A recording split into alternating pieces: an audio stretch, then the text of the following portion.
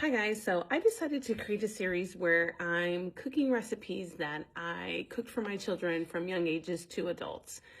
They have their own families now, and so I want to be able to provide them with information on how to make dinner ideas, remembering that childhood when you sat down and you ate a certain meal that your mom cooked. I think it just brings a little bit of nostalgia to you and a sense of home. And so I just decided I was going to make this series geared to that. This will be a series where I'm creating old recipes that I did, and I'm also going to be creating new recipes for them. So they can always come back here and check them out and remember the times and when they were younger or older that they had these recipes. So let's get started. Okay, so I think I might have chose something a little bit more difficult to start off with for the series, but I'm actually going to be creating two different dishes here. I'm going to be creating a pozole, and I'm also going to be creating a barbecued Hawaiian pulled pork. So this is what this is going to be. I'm using the pork butt, and then I'm going to get started with the pozole first, and then a little bit later I can share with you the Hawaiian pulled pork. So here we go. Just slice down the middle. There is a bone here, so I'm going to kind of like trace it down and try to get an even cut, which is not bad. And I think what I'm going to do is the bone side I'm going to use for my pozole, and this other side I'm going to use for my Hawaiian. Sear it up, so I'm just going to add a little bit of salt and a little bit of pepper, and that's about all I'm going to do at this point in the process of searing my meat. Okay, so the pan is heated now, and now I'm going to add the meat to it to sear it up.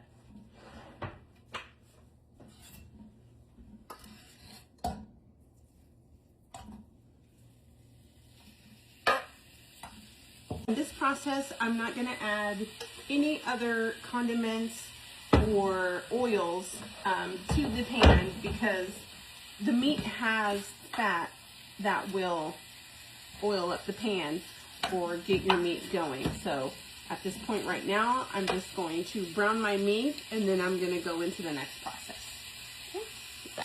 Okay, so while that is going and happening, I'm now going to get the chilies ready that I will be using to make the red sauce.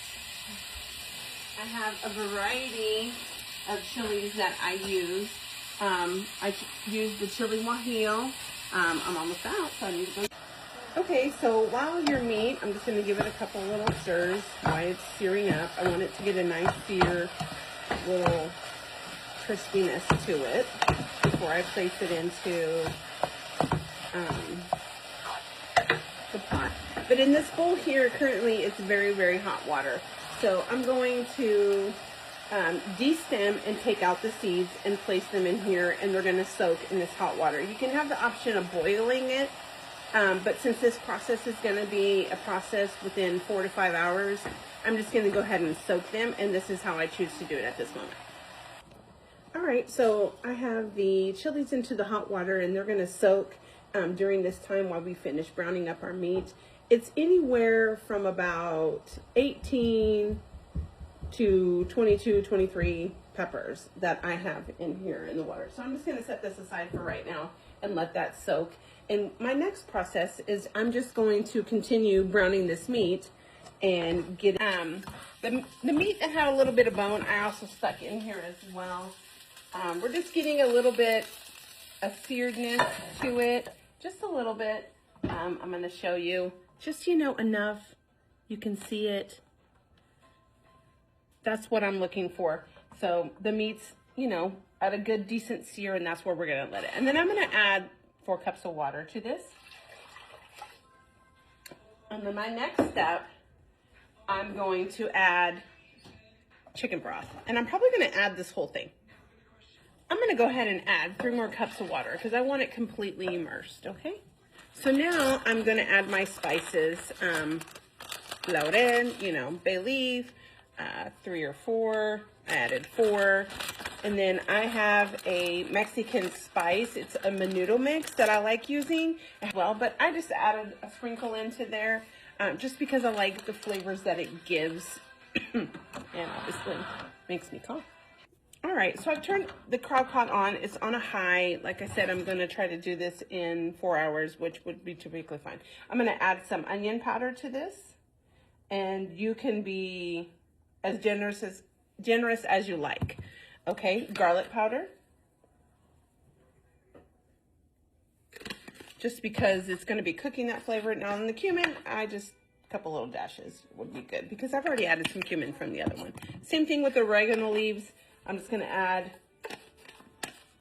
it's like doubling up, I guess. Yeah.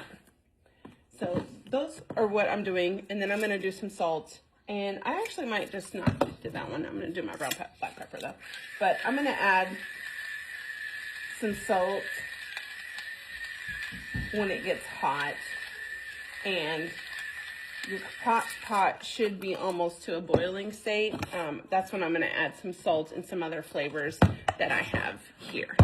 So I'm going to add these eventually to this pot, and also when I mix my chilies.